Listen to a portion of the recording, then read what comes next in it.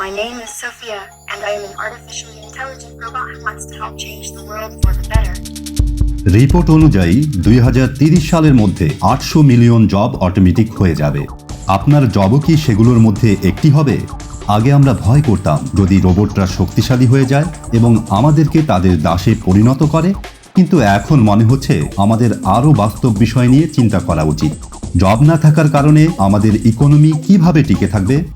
আমাদের এই বিষয়ে কি কোনো দুশ্চিন্তা থাকবে না, নাকি আমাদের এই সমাজ ব্যবস্থা ভেঙে পড়বে? আপনি দেখছেন অভিনব, এবং আজকের বিষয় কি হবে যদি মেশিনগুলো সব কাজ করা শুরু করে। আমরা অতীতে চাকরিগুলি অটোমেটিক হতে দেখেছি, তবে এবার তা ভিন্ন হবে, কারণ এটি কেবলমাত্র কম বেতন এবং কম দক্ষতার জবই হবে না। মেডিকেল টেকনিশিয়ান, শেফ, অফিসকর্মী, নিরাপত্তা প্রহরী এবং পরিদর্শকের মতো মধ্যমায়ের জবগুলো মেশিনরাই করবে। কিন্তু আমরা এটা কিভাবে নির্ধারণ করব যে আমরা বেকার হয়ে যাব না? এছাড়াও মেশিন দ্বারা করা হয় এমন একটি বিশ্বের কল্পনা করুন, যেখানে আমরা সবচেয়ে বিপজ্জনক কাজ করার জন্য রোবট পাঠাই, যেখানে অটোমেশন উচ্চ ঝুঁকিপূর্ণ চাকরিতে মানুষের ত্রুটির সম্ভাবনা দূর করে এবং আমরা আমাদের সবচেয়ে ক্লান্তিকর কাজগুলি মেশিনে ছেড়ে দেই। যান্ত্রিকীকরণের সম্ভাব্য সুবিধাগুলি দেখা কঠিন নয়। রোবটগুলো যদি আমাদের কাজ করতে শুরু করে, তাহলে কি আমরা জীবনের সব ভালো মুহূর্ত উপভোগ করতে পারবো না? এটা যতটা ভালো শোনাচ্ছে ততটা ভালো নয়। কিছু কাজ আছে যেগুলো রোবট কখনোই করতে পারবে না। তবে এ বিষয়ে যাবার আগে একটু গভীরে দেখা যাক চাকরি না থাকলে পরিস্থিতি কেমন হবে।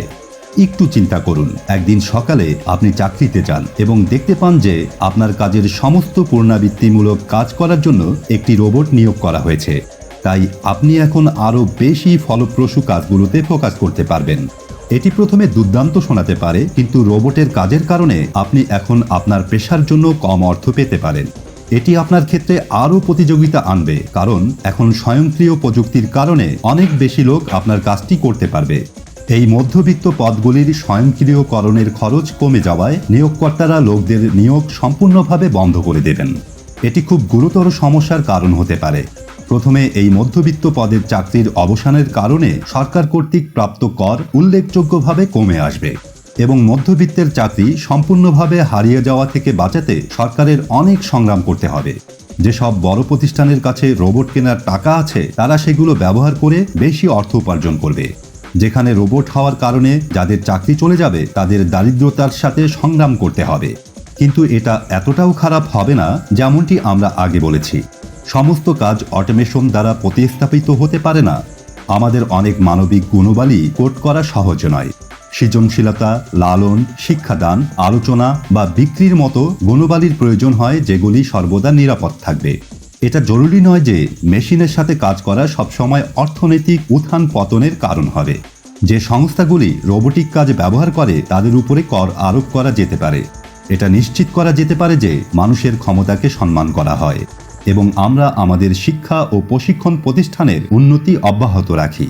এটা সহজ হবে না, কিন্তু এই রোবট এবং মানুষের সম্পর্কের সবচেয়ে বেশি সুবিধা পাওয়া অবশ্যই ভালো হবে। আমাদের শুধু খেয়াল রাখতে হবে যেন তারা বিরক্ত না হয়, অন্যথায়। তবে এটি অভিনব এর পরবর্তী বিষয়। সে পর্যন্ত সবাই ভালো থাকুন, সুস্থ থাকুন।